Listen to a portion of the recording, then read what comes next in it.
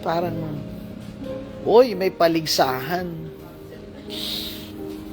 Impeachment ni Bongbong or impeachment ni Sara? Yan, paligsahan.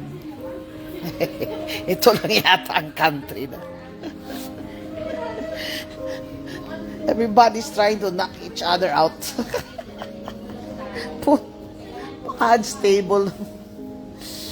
Unstable ng politika dito sa Pilipinas. Kaya tuloy yung negosyo at economy natin unstable din. Talaga si Bongbong. The least that he could have done.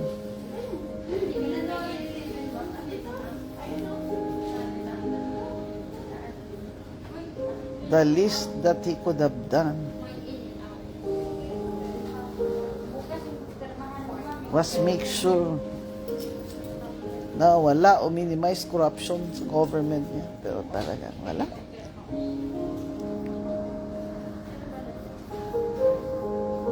Sabi ko din, pahinga muna ako sa PGMN ko. Pahinga muna ako ng topic si BBM. Kasi baka sawa na kayo eh. Sabi ko, pahinga muna ako. Pahinga muna tayo kay BBM. Pero magandang topic pa rin yung General Appropriations Act, di ba? Hinihintay natin lumabas yun para yun ang pag-usapan natin. Pero for now, gandang balita yung sinabi ni Secretary Dizon na wala na raw allocables ang mga congressmen. Yun. Allocables, yung nilalagay nila sa General Appropriations Act per district. Mga district, pero yung ibang district na mas malaki ang allocable kaysa dun sa ibang district, syempre pagkalaban nila yung nabibigyan.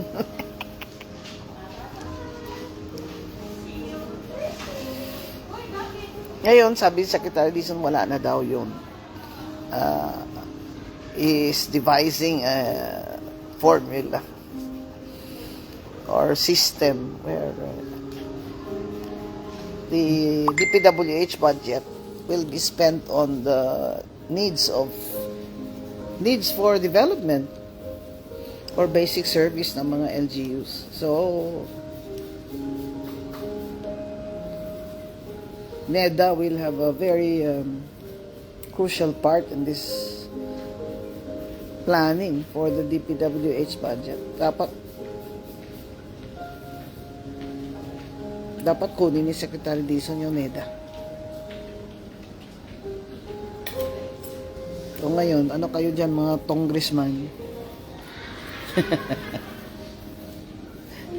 Wala naman kayong pagdiskitahan ngayon. Si Meow Meow Kiko Barzaga na naman. Kakasuspend nyo lang ha, hindi pa nga tapos yung 2 months. Kakasuhan nyo na naman, sususpend nyo na naman. Hindi pwede yan. Hindi pwede yan.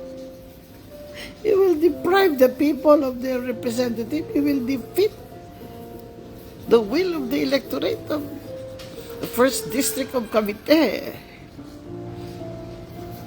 Grabe ito mga congressman na to. Sobrang galing nyo eh. Alam mo, blessing na rin, no, Chon? Blessing na rin. Sindi na hindi ako nakaupo dyan. Nung nakaupo ako dyan, away siguro, sigawan talaga.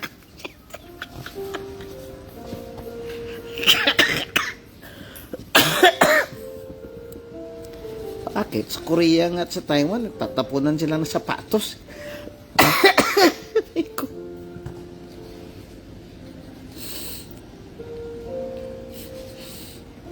Ayaw ko pa upuin ni Martin Luther King kasi alam niya, manggugulo talaga ako dyan sa mga kickback nila.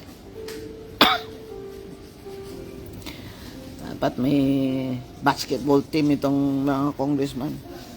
Pangalan nila, The Kickbackers. Ang isa, ano pa rin tayong isa? Diba? Kasi syempre, wala pa nga eleksyon, ina-attack na nila ako. Hirap naman ng gobyernong ito. Gagawa ng mga katiwalian at pangungurakot. Tapos, pag-usapan mo, i-criticize mo. bardagol mo sila.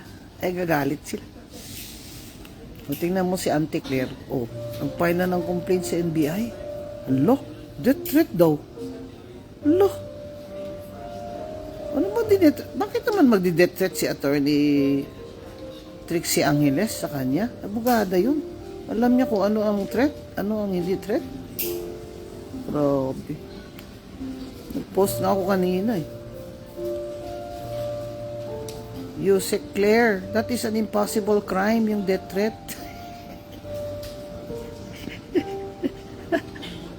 Joke. Alam niyo yung impossible crime?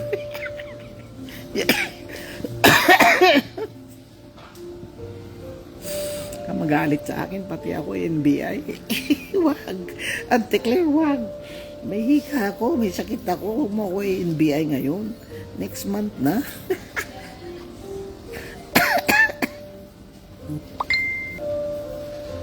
So, nakita ko si Henry.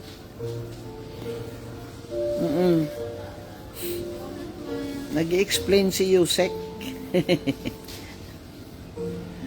Ang hirap naman kasi sagutin eh. Ang target, libo-libong bahay.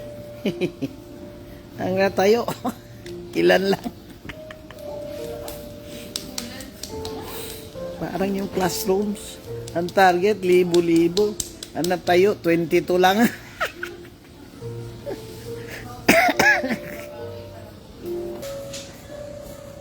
I hope to see you tomorrow. Follow Tough Talk with Attorney Guanzon on Facebook. Good night.